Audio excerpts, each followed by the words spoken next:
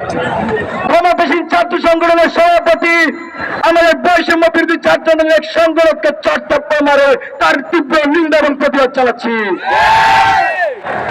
আমি বৈষম্য বিরোধী ছাত্র আন্দোলনের একজন সমন্বয়ক হিসেবে সারা দেশের সকল সংগঠন সকল প্রতিনিধিদেরকে অভয় দিতে চাই, কোথাও যদি কেউ আমাদের উপর হামলা করে হুমকি দামকি দেয়, আমরা সকলে একসাথে তাদের বিরুদ্ধে সর্বাত্মক প্রতিরোধ করে দিব।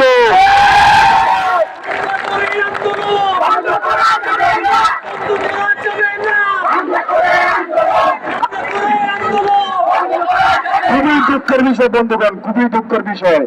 কালকে কুমিল্লা বিশ্ববিদ্যালয়ে এক সাংবাদিককে পুলিশ লাঠিচার্জ করে মাথা ফাটিয়ে দিয়েছে।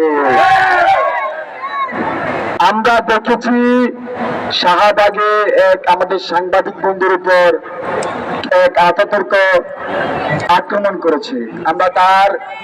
আমরা তার নিন্দা জানাই।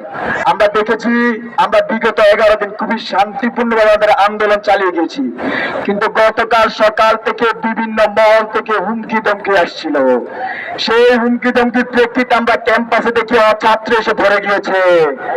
তারপরে কোন কুচক্রী মহল আমাদের আন্দোলনকে প্রশ্নবিদ্ধ করতে আমাদের সাংবাদিক বন্ধুর উপর হামলা করেছে। আমরা চাই তাদেরকে বিচারও করানো হোক। আমরা তীব্র নিন্দা এবং প্রতিবাদ চালাচ্ছি বন্ধুগণ। তার সাথে আমি সরকারকে আহ্বান করছি, আমাদের যে সহজ সরল এক দফা দাবি বৈষম্য নিরসনে, সকলকে বৈষম্য নিরসনে সংসদ আইন পাস করার মাধ্যমে কোটাকে ন্যূনতম পর্যায়ে নিয়ে আসার সেই আহ্বান যেন সরকার আমলে নেয়।